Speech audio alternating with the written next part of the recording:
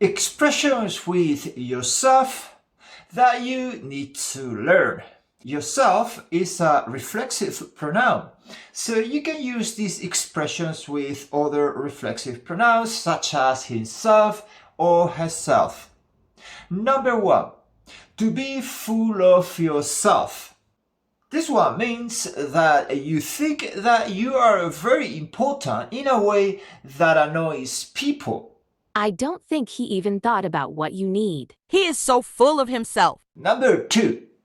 To be wrapped up in yourself. This one means that you are thinking about yourself all the time. You are self-absorbed, you are self-centered, selfish, egoistic. It means that you are interested only in yourself. You are so wrapped up in yourself lately, and you need to think about other people as well, not just yourself. Number 3. To flatter yourself or to flatter oneself. This one means that you rate yourself very highly. You think very highly of yourself. You believe that something about you is very good, although it may not be the reality.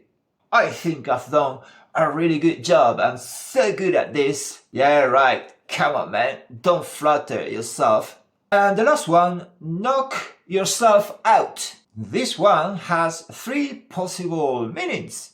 Number 1, to cause yourself to become unconscious. He hit his head against the table and knocked himself out. Number 2, to make oneself very tired by doing something.